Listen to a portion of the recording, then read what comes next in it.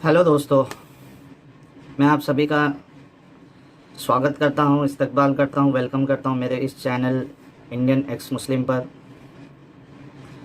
सबसे पहले तो मैं आप सबका शुक्रिया अदा करना चाहूँगा कि आप लोगों ने बिल्कुल ही मेरा चैनल नया है लेकिन आप लोग इतना मुझे सपोर्ट करते जा रहे हैं। बहुत अच्छा लग रहा है मुझे। और मैं बाकी लोगों से भी रिक्वेस्ट करूँगा, जो भी मेरे वीडियोस को देख रहे हैं वो उसको सब्सक्राइब ज़रूर कर ले मेरे चैनल को, और वीडियो पे कमेंट ज़रूर करें और शेयर भी ज़रूर करें। हो सके तो आप जहाँ भी मुसलमानों के जो बड़े बड़े स्पीकर्स होते हैं, स्कॉलर्स होते हैं, उनकी एफबी पोस्ट, इंस्टाग्राम, यहाँ पे मेरा ये यूट्यूब का जो लिंक है वीडियोस का, वो उधर शेयर करें ताकि उन्हें भी पता चले। क्योंकि मेरा जो वीडियो बनाने का मकसद ये है कि मैं सिर्फ अपना मैसेज नॉन मुस्लिम, एक्स मुस्लिम लोगों तक नहीं पहुंचाना चाहता हूं, मैं अपना मैसेज मुसलमानों तक भी पहुंचाना चाहता हूं। क्योंकि मेरे ख्याल से मुसलमानों को वो सब चीज़ें नहीं पता है जो कि पता होनी चाहिए। जो इस्लाम का दूसरा पहलू है, अल्लाह के रसूल सल्लल्लाहु अलैहि वसल्लम का दूसरा पहलू है, मैं उनको वो भी बताना चाहता हूँ। और उसके बाद वो डिसीजन ले सकते हैं, फ़ैसला कर सकते हैं कि क्या वाकई में इस्लाम एक सच्चा मज़हब है और अल्लाह के नबी मोहम्मद सल्लल्लाहु अलैहि वसल्लम ये क्या वाकई में सच्चे रसूल है। ये खुद आप फ़ैसला कर लीजिए। आज का जो मेरा टॉपिक है वो है इस्लाम और मुसलमानों के अंदर जो दोगलापन है कुछ कुछ बातों में। मैं बस 3 चीज़ें आपके सामने रखना चाहूँगा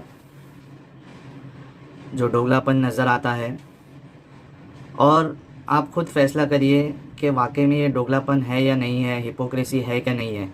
और मुसलमान भी अगर मेरे इस वीडियो को देख रहे हैं तो आप खुद फ़ैसला करिए कि ये डबल स्टैंडर्ड आपके अंदर है या नहीं है। जिस चीज़ को आप गलत मानते हो अपने लिए, वही सेम रवैया इस्लाम ने दूसरे लोगों के साथ अपनाया है। तो शुरू करते हैं बिल्कुल बिना टाइम वेस्ट किए हुए। जो एक सबसे बड़ा डबल स्टैंडर्ड मुसलमानों का है, हालांकि उनको ये पता नहीं है कि ऐसी चीज़ें इस्लाम में है, लेकिन वो जो ये चीज़ से उनको बुरा लगता है, हमेशा उनको चिढ़ आती है और उनको लगता है कि उनके साथ नाइंसाफ़ी हो रही है, वो ये चीज़ है कि जैसे मिसाल के तौर पे अगर किधर टेररिस्ट अटैक होता है, कोई आतंकवादी हमला करता है दुनिया के कोई भी कोने पे, और उसके बाद मीडिया चैनल्स पर और बाकी जो मज़हब के लोग हैं या आम लोग हैं, वो जिस तरीके से सारे मुसलमानों को ही टेररिस्ट बोलना शुरू कर देते हैं और उनको टेररिस्ट समझने लगते हैं। आम तौर पे यही होता है कि बहुत सी जगह पे अगर कोई मुसलमान है तो कई लोगों को ये फीलिंग आती है कि हो सकता है टेररिस्ट तो नहीं है। तो कई सारे जो नॉर्मल मुस्लिम होते हैं उनको इस बात का दुख होता है, चिढ़ आती है, और उनको ऐसा लगता है कि उनके साथ ये नाइंसाफ़ी हो रही है कि कोई एक कोने में दुनिया के कुछ मुसलमान अगर गलत कर रहे हैं तो उसके बदले सारे मुसलमानों को क्यों गलत कहा जाए, उन सबको टेररिस्ट क्यों कहा जाए, उनको रेपिस्ट क्यों कहा जाए, पूरे इस्लाम को गलत क्यों कहा जाए। ये उनकी एक हमेशा से चीज़ रहती है। वो लोगों को बताते हैं, टीवी पे आके यही गाना वो लोग गाते हैं। और कहीं ना कहीं मैं इस बात से इत्तेफाक रखता हूँ कि कोई एक अगर बुरा काम करे तो उसके बुरा काम करने के बदौलत सारे लोगों को नहीं बोलना चाहिए। लेकिन आप देखिए कि आप जिस चीज़ से आपको दुख हो रहा है वो सेम रवैया इस्लाम ने अपनाया है और कुरान ने अपनाया है। अब उसकी मैं मिसाल दे देता हूँ ताकि आपको समझ में आ जाए। कोई मुसलमान अगर किधर टेररिस्ट अटैक करता है और सारे मुसलमानों पे जब उंगली उठती है और जब आपको उसका दुख होता है, तो आप खुद देखिए कि कुरान ने जो बाकी मज़हब के लोग हैं या जो काफिर है, मुशरिक है, उनके साथ भी सेम जनरलाइजेशन किया है। कुरान ने, अल्लाह ने सेम जनरलाइजेशन किया है। जैसे लोग आप पे इल्ज़ाम लगाते हैं या आपको पूरी कौम को गलत बोलते हैं, उसी तरीके से قرآن نے بھی یہی رویہ اپنایا ہے. آپ دیکھیے مثال کے طور پہ 3 آیتیں میں پیش کروں گا دلیل کے طور پہ. آپ خود دیکھیے کہ یہ چیز ادھر آپ کو نظر آ رہی ہے یا نہیں نظر آ رہی ہے. اب دیکھیے سورہ عمران جو کہ 30 نمبر کا سورہ ہے، اس کی 28ویں آیت ہے، 20 آیت ہے. اس میں اللہ کیا فرما رہے ہیں آپ دیکھیے. اللہ فرماتے ہیں اعوذ باللہ من الشیطان الرجیم لا يتخذ المؤمنون الكافرين اولیاء من دون المؤمنون ومن يفعل ذلك فليس من الله في شيء إلا أن تتقوا منهم تقاه ويحذركم الله نفسه وإلى الله المصير. دیکھیے اس کا ترجمہ کیا ہے اردو میں. مومنوں کو چاہیے کہ ایمان والوں کو چھوڑ کر کافروں کو اپنا دوست نہ بنائے، اور جو ایسا کرے گا وہ اللہ تعالیٰ کی کسی حمایت میں نہیں، مگر یہ کہ ان کے شر سے کسی طرح بچاؤ مقصود ہو، اور اللہ تعالیٰ خود تمہیں اپنی ذات سے ڈرا رہا ہے اور اللہ تعالیٰ ہی کی طرف لوٹ جانا ہے. اب دیکھیے آپ جس طریقے سے کوئی آپ کی پوری قوم کو جنرلائز کر دے تو آپ کو دکھ ہوتا ہے، اسی طریقے سے قرآن نے کیا فرمایا ہے مومنوں سے کہ کافروں کو اپنا دوست مت بناؤ. جو مسلمان ہیں ان کو یہ تعلیم دی جا رہی ہے کہ کافروں کو اپنا دوست مت بناؤ. آپ خود سوچئے آپ کے کئی سارے دوست ہوں گے. کافر کسی کہتے ہیں؟ کافر وہی ہے نا جو اسلام کو نہیں مانے، انکار کرے اللہ کا رسول کا، وہ سب کافر ہو جاتے ہیں. مثال کے طور پہ اسلام کو چھوڑ کے، مسلمانوں کو چھوڑ کے جو بھی مذہب کے لوگ ہیں، ہندو ہے، سکھ ہے، عیسائی ہے، یہ سب کافر کی گنتی میں ہی آتے ہیں نا. تو یہاں اللہ فرما رہے ہیں کہ کافروں سے دوستی مت کرو. آپ خود سوچو اگر آپ قرآن کی تعلیم پر چلو گے تو آپ کسی کافر سے آپ دوستی کر ہی نہیں سکتے ہو. حالانکہ آپ کے کئی دوست ہیں جو کافر ہے، ہندو ہے، سکھ ہے، عیسائی ہے، ایتھیسٹ ہے، لیکن قرآن کی تعلیمات پہ آپ چلو گے تو بالکل دوستی نہیں کر سکتے ان سے. اور دوسری چیز آپ دیکھیے اس آیت میں ایک ایکسیپشن بھی دیا گیا ہے کہ ٹھیک ہے اگر کافروں سے ہو سکتا ہے کہ تم کو پریشانی ہو، آپ کو ایسا لگ رہا ہے کہ وہ تم کو پریشان کریں گے، تو پھر آپ دوستی کر لو ان سے، تو پھر آپ کو یہ چھوٹ ہے، ورنہ دوستی مت کرنا. اور اللہ تم کو خود ڈرا رہا ہے اس بات سے کہ مت کرنا. اب سوچئے کیا چیز ہے یار. آپ کو پتہ ہوگا کہ اسلام میں منافق کا ایک کانسیپٹ ہے. منافق کس کو کہتے ہیں؟ جو سامنے طور پہ اسلام مسلمان ہونے کی بات کرتا ہے لیکن دل میں اس کے اندر اسلام نہیں ہے، اس کو منافق کہا جاتا تھا. برابر کہ دل میں کچھ اور ہے اور زبان پہ کچھ اور ہے، دکھاوے میں کچھ اور ہے. اب یہ اس میں منافقت آپ کو نظر نہیں آ رہی ہے کہ اللہ فرما رہے ہیں کہ آپ کافروں سے دوستی مت کرو. اور جنرل ٹرم ہے، مطلب اس میں سب کافر آ جاتے ہیں. اور اس میں ایک منافقت یہ ہے کہ اگر ان سے ڈر ہے کہ وہ تم کو پریشان کریں گے. مثال کے طور پہ اگر آپ ایک ایسے ایریا میں رہتے ہیں جہاں ہندو زیادہ ہے یا کافر زیادہ ہے اور آپ کو ڈر لگ رہا ہے کہ یہ ہم کو پریشان کریں گے، تو وہاں آپ کو اجازت ہے کہ آپ ٹھیک ہے دوستی کر لو. میں اس میں یہ سوال کرنا چاہتا ہوں کہ کیا اس کو منافقت نہیں کہا جائے گا کہ آپ کے دل میں کچھ اور ہے اور آپ دکھا کچھ اور رہے ہو، آپ اپنے مقصد کے طور پہ ان سے کافروں سے دوستی کر رہے ہو. اور دوسرا کیا اللہ اتنا مجبور ہے کہ وہ تم کو انسٹرکشن تو یہ دے رہا ہے ایکسیپشن والا، لیکن خود وہ تم کو اللہ کافروں سے بچا نہیں سکتا؟ یہ بھی تو چیز ہے. اچھا اس میں بھی کوئی جیسے عام طور پہ جو اسلامک اسکالرس ہوتے ہیں یا اسپیکرس ہوتے ہیں وہ ادھر یہ مغالطہ دیتے ہیں کہ یہ سب کافروں کی بات نہیں ہو رہی ہے، یہ کچھ خاص اس ٹائم پہ جو کافر تھے ان کی بات ہو رہی ہے. میں کہتا ہوں کہ اگر یہ ان اسپیسیفک کافروں کی بات تھی تو ان جنرل کیوں قرآن میں بتایا گیا ہے؟ یہ تو ان جنرل سبھی کافروں کو اس کے اندر ڈھکیل لیا گیا ہے. اگر یہ صحیح ہے تو کوئی ہر مسلمان کو ٹیررسٹ بولے تو وہ کیوں نہیں صحیح ہے؟ وہ آپ کو کیوں غلط لگتا ہے؟ اسی کو تو ڈوگلاپن کہتے ہیں. تو اب اس بات پہ غور کریے کہ جتنے عام کافر ہے ادھر ایک عام حکم ہے کہ ان کو اپنا دوستی مت بناؤ. اسی طریقے سے اور ایک آیت میں اپنی دلیل میں پیش کرنا چاہوں گا. سورہ عمران کی 32 نمبر کی آیت ہے. اللہ فرماتے ہیں قُلْ أَطِيعُوا اللَّهَ وَالرَّسُولَ فَإِن تَوَلَّوْا فَإِنَّ اللَّهَ لَا يُحِبُّ الْكَافِرِينَ. کیا فرماتے اللہ؟ کہہ دیجئے کہ اللہ اور اس کے رسول کی اطاعت کرو.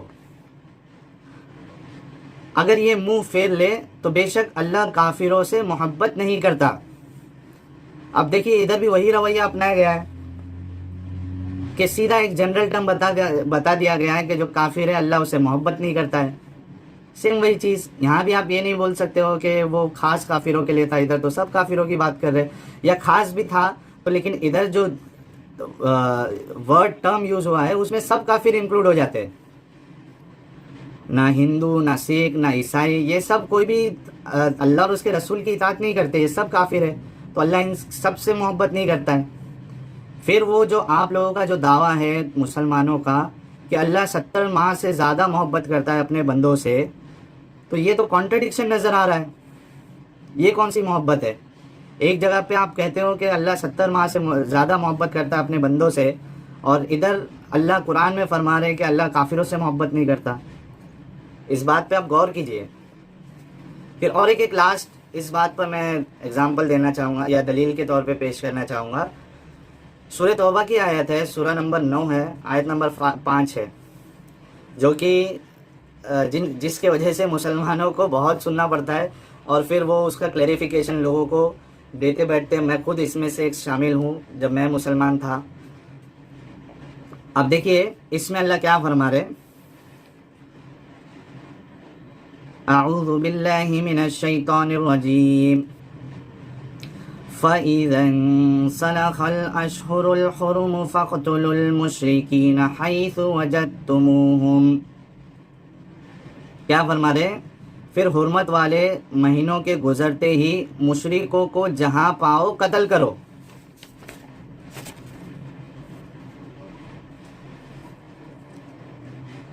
ٹھیک ہے، کیا فرما رہے اللہ؟ سورہ توبہ کی جو 5ویں آیت ہے، آگے آیت کنٹینیو ہے، لیکن جو میں اس میں سے مین چیز ہے وہ آپ کو بتانا چاہ رہا ہوں کہ اللہ ادھر فرما رہے کہ جہاں مشرک ملے اس کو حرمت کے مہینے کے بعد جہاں مشرک ملے اس کو قتل کر دو. اب اس میں بھی ہاں مجھے پتا ہے کہ یہ آیت اگر آپ کانٹیکس میں دیکھو گے تو یہ ان مشرکوں کی بات ہو رہی ہے جس نے معاہدہ توڑ دیا تھا. ٹھیک ہے، اب وہ ایک الگ مسئلہ ہے، اس کو کسی اور ٹاپک ویڈیو میں بتاؤں گا اس چیز کے بارے میں. لیکن یہاں جو آپ کا کلیریفیکیشن ہے اس کو میں بازو میں رکھوں. میں صرف یہ بتاؤں آپ کو کہ جنرلائز جس طریقے سے قرآن نے کیا ہے مشرکوں کو کہ جہاں مشرکوں کو پاؤ وہاں مار دو، تو یہ جنرلائزیشن ہے نا. آپ اس کا بعد میں کلیئرٹی اس کو کلیریفیکیشن دیتے رہو، لیکن قرآن نے ان جنرل کہا ہے. اگر آپ کو ایک ٹیررسٹ کے وجہ سے سارے مسلمان کو اگر کوئی ٹیررسٹ کہے اور آپ کو یہ غلط لگ رہا ہے تو یہ کیوں نہیں آپ کو غلط لگ رہا ہے؟ اور اگر یہ صحیح ہے تو پھر وہ کیوں غلط ہے؟ وہ بھی تو صحیح ہونا چاہیے. اسی طریقے سے ایک لاسٹ میں آیت آپ کے سامنے اس چیز میں اس ٹاپک پہ پیش کرنا چاہوں گا. یہ سورہ توبہ کی آیت نمبر 28 ہے. اب اس میں دیکھو، یا ایھا الذین آمنوا انما المشرکون نجس فلا یقربوا المسجد الحرام بعد عامهم ھذا. اللہ فرماتے ہیں اے ایمان والو، بے شک مشرک بالکل ہی ناپاک ہے، وہ اس سال کے بعد مسجد حرام کے پاس بھی بھٹکنے نہ پائے. اب دیکھیے آپ نے سارے مشرکوں کو آپ نے ناپاک بتا دیا قرآن نے. اب اس میں آپ کیا اس میں کلیریفیکیشن دو گے؟ آپ قرآن نے تو جنرلائزیشن کر دیا سارے مشرکوں کا. اب کوئی سخت لہجے میں اس کو ہندو کو ناپاک کہا گیا ہے ایسا اگر کوئی کہتا ہے تو آپ اس کے دفاع میں بولتے ہو کہ ہندو کا لفظ نہیں ہے، یہ نہیں ہے. ہندو مشرک ہوتا ہے کہ نہیں ہوتا ہے آپ کی نظر میں؟ عیسائی جو ہے مشرک ہے کیا نہیں ہے؟ اللہ کے ساتھ عیسیٰ علیہ السلام کو شریک کر رہا ہے وہ بھی تو مشرک ہے. ہندو بھی مشرک ہے آپ کے حساب سے. اللہ کے سوا کئی دیوی دیوتاؤں کی وہ لوگ پوجا کر رہے ہیں تو وہ بھی مشرک ہی ٹھہرے نا. تو کوئی اگر یہ کہے کہ اللہ نے ہندو عیسائی سب کو نجس ناپاک کہا ہے تو آپ بولتے ہو کہ نہیں وہ گھما رہا ہے, الٹی بات کر رہا ہے. الٹی بات کہاں ہے؟ مشرکوں کو سیدھا آپ نے ناپاک ٹھہرا دیا. مشرک میں ہندو عیسائی سب آ جاتے ہیں. جو بھی اللہ کے ساتھ شرک کرے وہ مشرک ہے. آپ نے سب کو کہہ دیا ناپاک ہے. تو اب ادھر آپ کلیریفیکیشن آپ کو جو دینا ہے وہ بعد میں دینا, لیکن قرآن نے تو وہی رویہ اپنایا ہے نا. اور اگر یہ صحیح ہے تو پھر آپ کو کوئی اگر ہر مسلمان کو ٹیررسٹ کہے تو وہ کیوں نہیں صحیح ہے, وہ کیوں غلط ہے؟ آپ سوچئے. اب دوسرا ڈوگلا پن دیکھیے آپ جو مسلمانوں میں پایا جاتا ہے, جو خود ان کو نہیں پتہ ہے. بس تو میرا چینل بنانے کا مقصد یہی ہے کہ لوگوں تک بات پہنچے کہ جانے انجانے میں آپ کے اندر کیا کیا خامیاں ہیں, آپ کے مذہب میں کیا کیا خامیاں ہیں. اب مسلمانوں کو گنگا جمینی تہذیب جو ہے وہ بہت یاد آتی ہے. ان کے کئی سارے جو اسپیکرز ہیں وہ ٹی وی پہ آ کر ان کا یہی رونا رہتا ہے, گنگا جمینی تہذیب, گنگا جمینی تہذیب. میں یہ کہتا ہوں جیسے مثال کے طور پہ اگر کوئی ہندو ہے, اس نے کسی مندر میں مسلمانوں کو نماز پڑھنے کی جگہ دے دی, یا کوئی گنپتی کا پنڈال تھا, جمعہ کا ٹائم تھا, جگہ نہیں ہو رہی تھی, تو جو وہاں کے جو غیر مسلم تھے, ہندو تھے, انہوں نے اپنے مندر میں نماز پڑھنے کی جگہ دے دی ان کو. کوئی چرچ میں مسلمان کو اذان دینے کا موقع دے دیا, تو اس پہ مسلمان بہت خوش ہو جاتے ہیں اور ان کو یہ گنگا جمینی تہذیب لگتی ہے کہ یار سب مل جل کے رہنا ہے. لیکن آپ یہ بتائیے مجھے کہ کیا کوئی مسلمان نے آج تک کسی مسجد میں کسی ہندو کو ان کی آرتی پوجا کرنے کے لیے دیا ہے؟ کسی کرسچن کو وہاں جو ان کی جو پوجا کا طریقہ ہے وہ آپ کرنے دیتے ہو؟